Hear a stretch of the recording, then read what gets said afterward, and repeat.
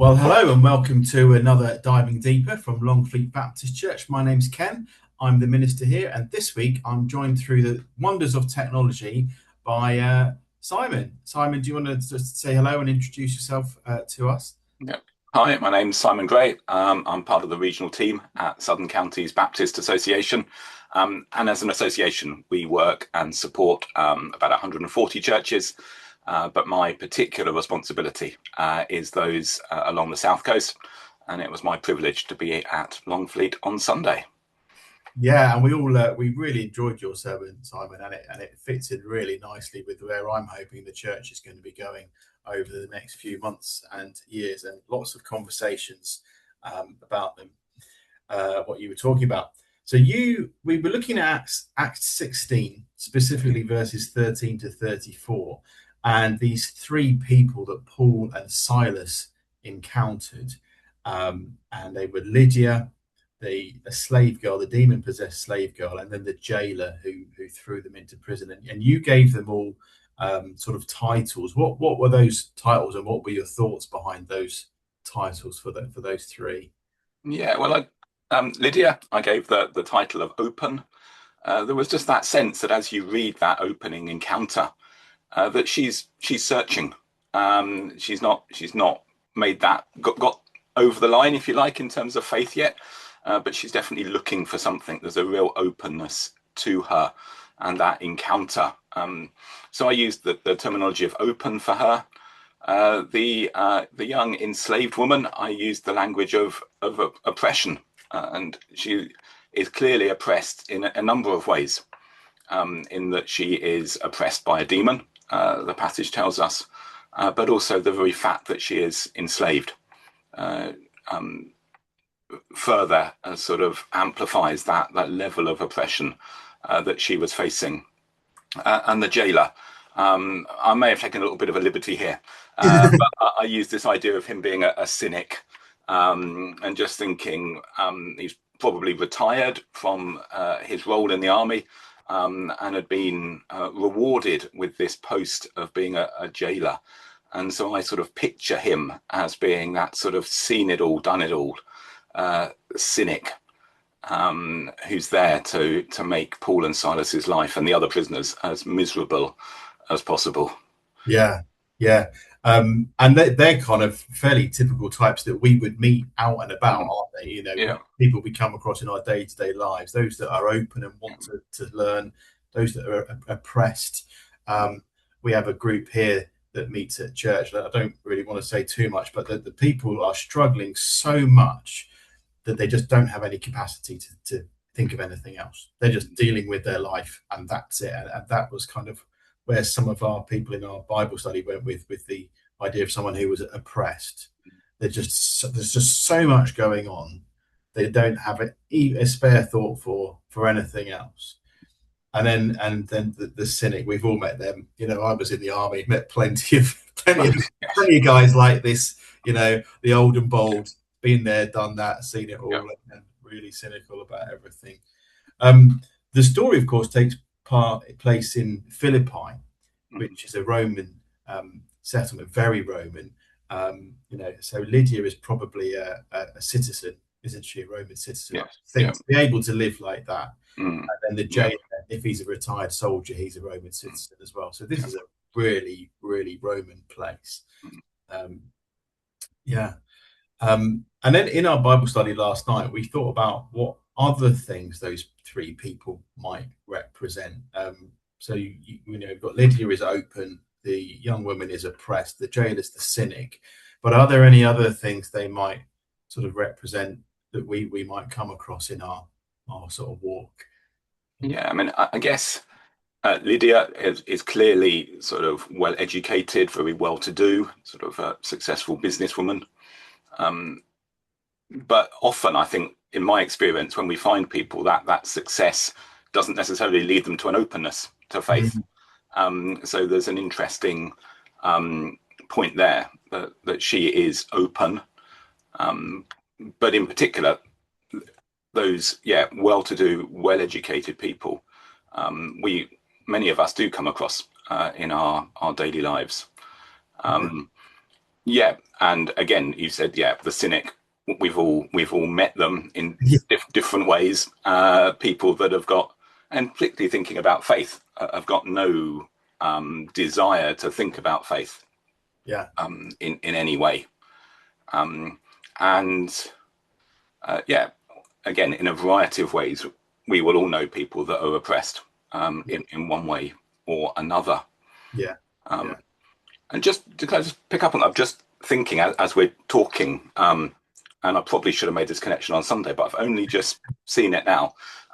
We had, as an association, we had a Ministers and Leaders Day back in June, and we had Phil Knox came from the Evangelical Alliance, and he was sharing the three, or some of the research they'd done as to how people are coming to faith today. And he used, or could have categorized that in three different ways. And actually, there's a very, they are these three people here, yeah, really, I think. There are those that are spiritually open. And kind of, he categorized that by people that might even turn up on church on a Sunday morning and kind of, they've had some sort of spiritual experience. And they'll come saying, what was that? Can you give me language to understand what it was that I've experienced? He talked about people that come to faith through some sort of crisis or some sort of need. And our first point of contact may well be through practical help. So those that we want to help, and we have those compassion and caring ministries often in our churches that bring that point of contact. And the others, not necessarily in terms of the other category he used, not in terms of the cynic, but those that actually experience something through sharing life with believers. And we see that in this account with the jailer, that is actually through that encounter, through what God does, through Paul and Silas, the way in which Paul and Silas respond to God's action, that the jailer then responds by saying, what must I do to be saved? yeah, But it was a response from an encounter with two believers. And so there's a strong connection there with what Phil was saying, that the sort of some of the research that the Evangelical Alliance are doing in the way in which people are coming to faith today. yeah, yeah. We a few years ago, I went to the city of Ephesus, the ancient ruined city of Ephesus, and I had a tour guide, and we stood. We were in what he called Millionaires Row. We stood outside one of these ruined houses, huge, big mansion, and he said, "We know that this room was used as a church." And I said, "Well, what do you mean?" And he said, "Well, we know from the way it's set up and the little nooks and crannies and things. We know, and the artifacts that were found that this was a house church in Ephesus." And he was a Muslim. And I said to him, "Do you realize that as a Christian, we have letters in our Bible probably written to this very church and read out in this very church?" And where I'm sort of going with this is that there were very, very wealthy patrons of the early church who they had the money, they had the building, they had the kind of political ability to protect the church, if you like. And I wonder if Lydia is one of those, or becomes one of those. Yeah. You know, as well as that openness, she's got that ability. She immediately just brings them into her house.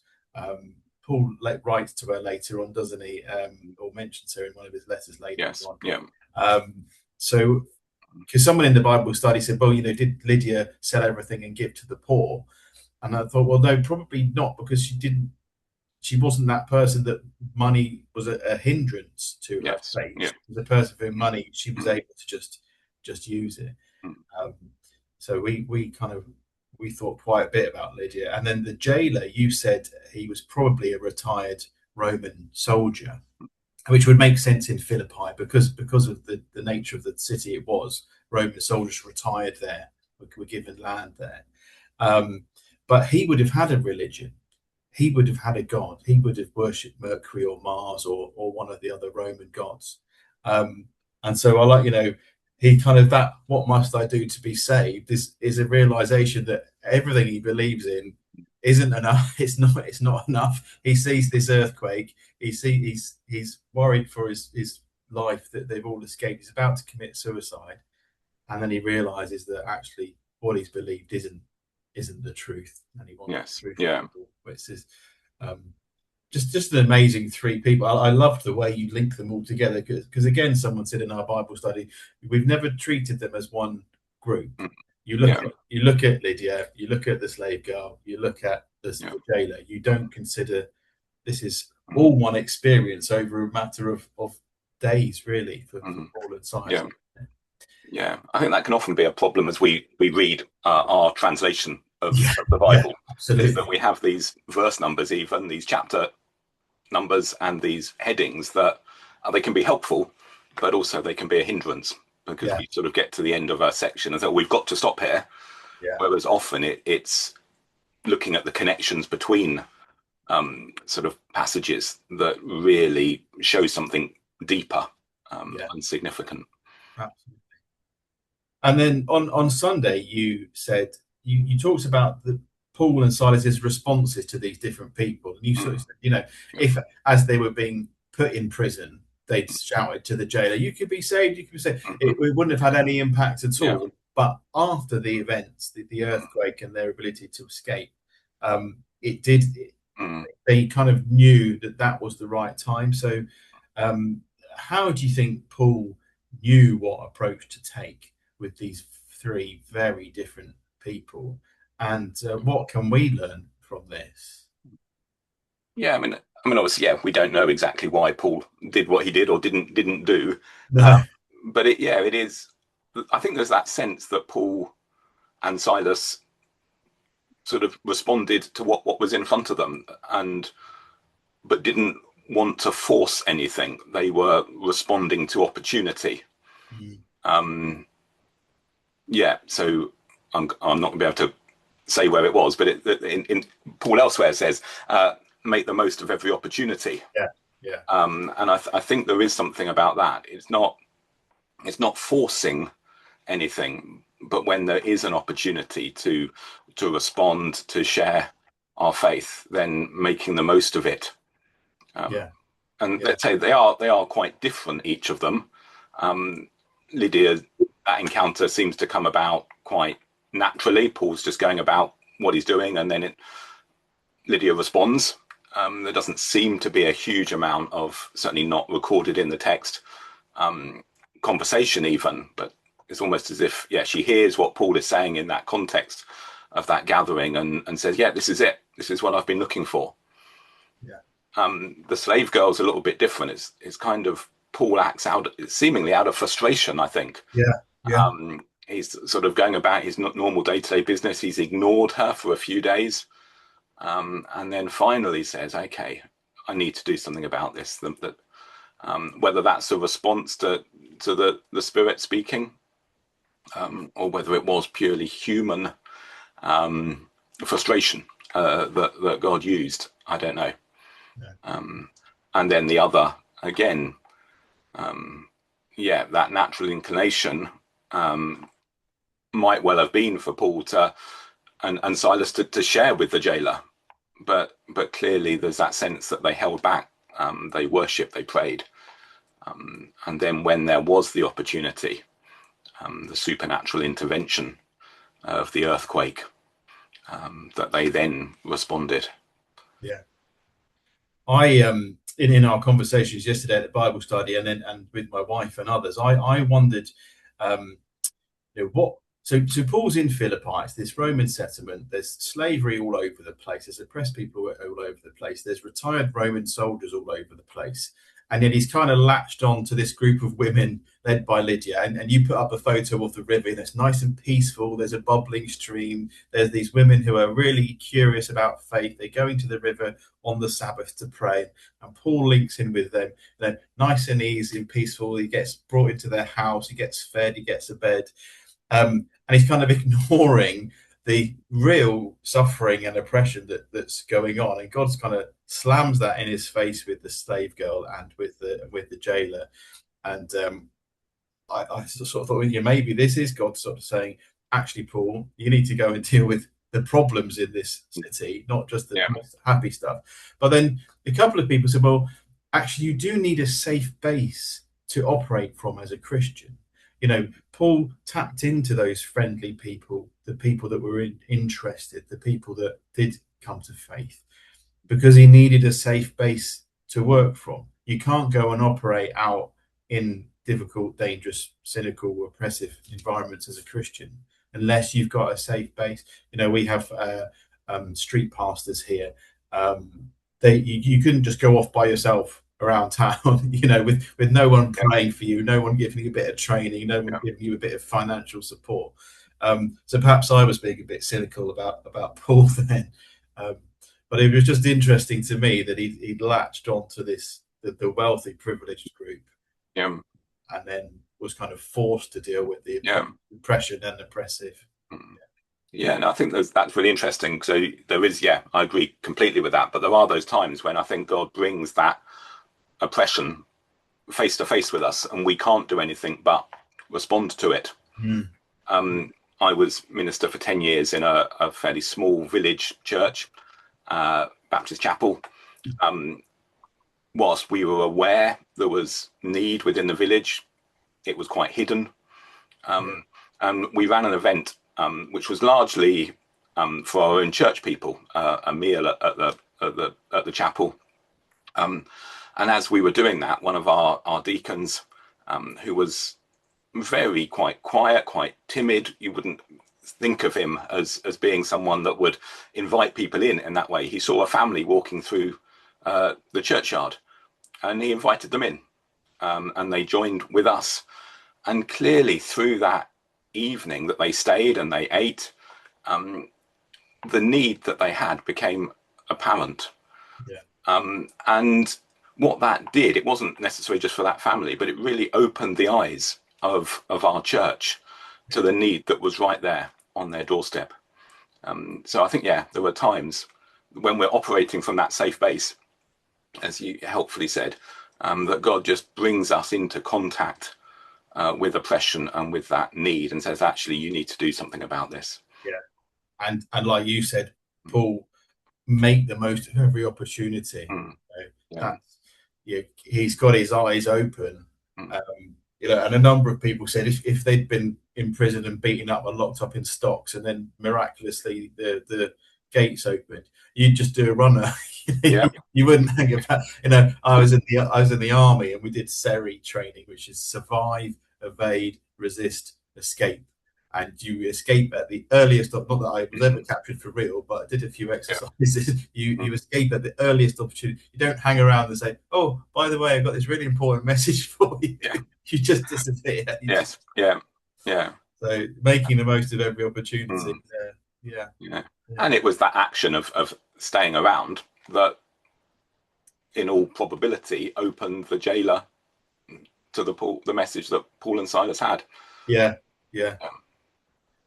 And we looked last night at the similarities between Lydia's response and the jailer's response, and they're both very similar to the immediate hospitality towards Paul and Silas, and then immediately the households become baptized. So that I think that generosity that they both demonstrated is a spiritual gift that on sort of almost on conversion they were both given, and I think that's a mark of a Christian, is that generosity, that hospitality. And I was just really struck at how very similar this very wealthy, privileged woman, and then this oppressor, this soldier, this jailer, have the very similar response towards Paul.